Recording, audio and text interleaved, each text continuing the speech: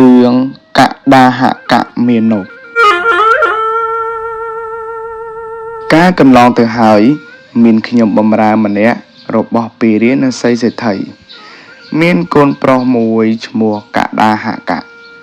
ជាមនុស្សប៉ិននិយាយណាស់កូននោះអាយុដំណើរនឹងកូនរបស់លោកសេដ្ឋីតែងតែកាន់សៀវភៅទៅតាមកូនសេដ្ឋីទៅរៀនអក្សរសាស្ត្រជារៀងរាល់ថ្ងៃ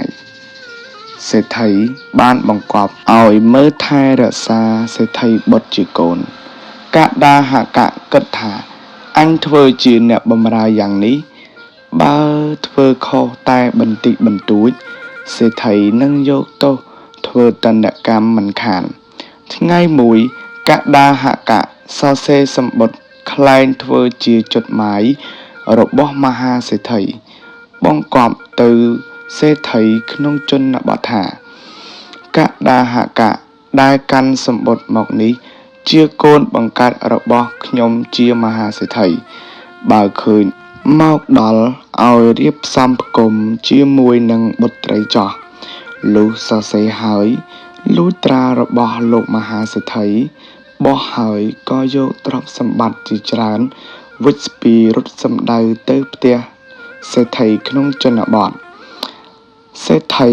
នោះបានទទួលសម្បត្តិមើលសពគ្រប់ហើយ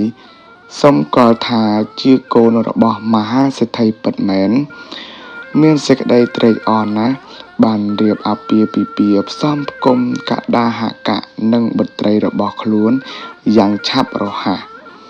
ចំណែកមហាសេដ្ឋីដឹងថាកដាហករត់បាត់ក៏ប្រើមនុស្សឲ្យដើរស៊ើបដំណឹងរកបានដឹងដំណឹងសពគ្រប់ហើយទៅតាមដោយខ្លួនឯងបំណងនឹងចាប់ខ្លួនយកមកឯកដាហកជាមនុស្សប៉ិនប្រសប់បានដឹងថាមហាសេដ្ឋីមកតាមហើយក៏ប្រញាប់ប្រញាល់ចេញទៅទទួលនៅទីពាក់កណ្ដាលផ្លូវទៅថ្លែងញការៈគោរពប្រណិប័តដោយផ្ចិតផ្ចង់លុះបានឱកាសក៏អង្វរសេដ្ឋីសូមឲ្យអត់ឱនទោសហើយទទួលថាជាកូនបង្កើតមែនមហាសេដ្ឋីក៏ព្រមអត់ទោសទៅតាមពាក្យសុំមហាសេដ្ឋីទៅដល់ផ្ទះហើយក៏និយាយរកសេដ្ឋីក្នុងជនបទថាកដាហកជាកូនរបស់ខ្លួនមែនថ្ងៃមួយមហាសេដ្ឋីសួរភរិយាសេដ្ឋីក្នុងជនបទថាដូចម្ដេចបុត្រាប្រសាររបស់នាងល្អឬអាក្រក់នាងប្រាប់ថាគេល្អហើយតោះតែ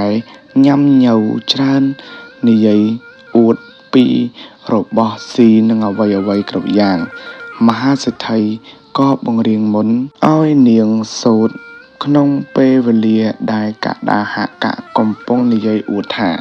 មានមនុស្សទៅកាន់ជនបទដទៃហើយនិយាយអួតច្រើនបន្តិចម្ចាស់គេនឹងមកចាប់ខ្លួនយកទៅមនាកដាហកអញ្ជើញអ្នកបរិភោគអាហារចោះមហាសេដ្ឋី